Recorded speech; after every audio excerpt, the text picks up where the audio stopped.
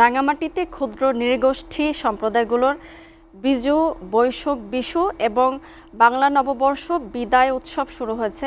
গতকাল বিজু র্যালির মাধ্যমে শুরু হয় 5 দিনের কর্মসূচি। বিকেলের র্যালি শেষে ক্ষুদ্র নৃগোষ্ঠীর সাংস্কৃতিক ইনস্টিটিউট প্রাঙ্গণে শুরু হয় 5 দিনব্যাপী বিজু মেলা। বেলুন উড়িয়ে উৎসবের উদ্বোধন করেন পার্বত্য চট্টগ্রাম বিষয়ক মন্ত্রী অ্যাডভোকেট দীপেন দেওয়ান এমপি। আর র্যালিতে বিভিন্ন সম্প্রদায়ের মানুষ নিজস্ব পোশাকে সজ্জিত হয়ে অংশ নেয়। এদিকে এ উৎসবকে কেন্দ্র করে পাহাড়ের প্রত্যন্ত এলাকায় চলছে মেলা, সাংস্কৃতিক অনুষ্ঠান, ঐতিহ্যবাহী খেলাধুলা সহ বিভিন্ন কর্মসূচি।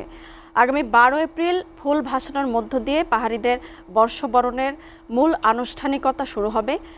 দর্শক, এ বিষয়ে আরো খবর জানাতে আমাদের সাথে যুক্ত হচ্ছেন সহকর্মী সুলাইমান।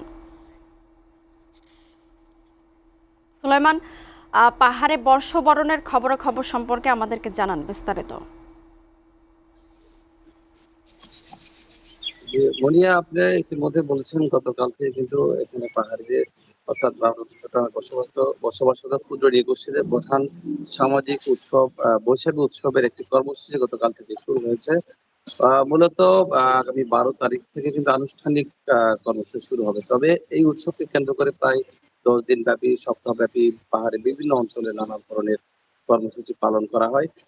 বাংলা বর্ষবরণ এবং বিদায় উৎসবকে এখানকার ক্ষুদ্র নৃগোষ্ঠী সম্প্রদায় ভিন্ন ভিন্ন নামে তারা এই উৎসবটি পালন করে থাকে, অর্থাৎ বিজু, বিশু, বৈশাখ, সাংরাই, সাংক্রান এইসব নামে। তবে সংক্ষেপে বৈশাখী নামে এই উৎসবটি সবচেয়ে বেশি এখানে পরিচিত।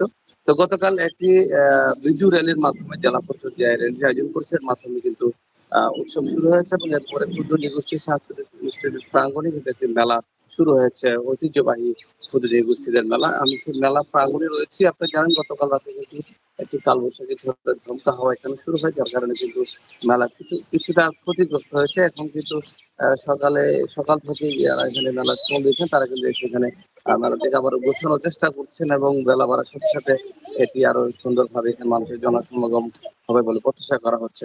আমরা যে কথা বলছিলাম, বৈশাখী উৎসব হচ্ছে পার্বত্য চট্টগ্রামের মানুষের সবচেয়ে আকর্ষণীয় এবং ঐতিহ্যবাহী একটি উৎসব। এই উৎসবে পাহাড়ি বাঙালি সকল সম্প্রদায়ের মানুষ কিন্তু একাকার হয়ে উৎসবে সামিল হয়।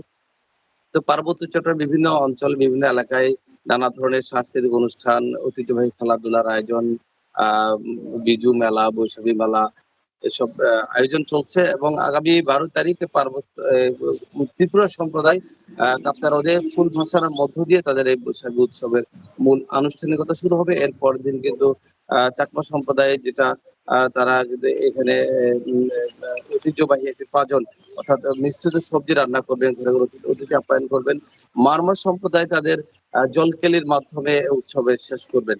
তো এ পর্যন্ত সরকারি বেসরকারি উদ্যোগে নানা ধরনের আয়োজন চলছে এবং এই পার্বত্য চট্টগ্রামে বর্তমানে একটি উৎসবের আমেজ চলছে, অর্থাৎ বৈশাখীর সুরে, একই সুরে কিন্তু সকলে উৎসবে মেতে উঠেছেন। এখানকার ক্ষুদ্র সম্প্রদায় সহ বসবাসরত বাঙালি সম্প্রদায়ের মানুষ সকলে কিন্তু একটি উৎসব মুখর পরিবেশে বসবাস করছেন এবং এই দিন উৎপাদ করছেন এই উৎসবকে কেন্দ্র করে।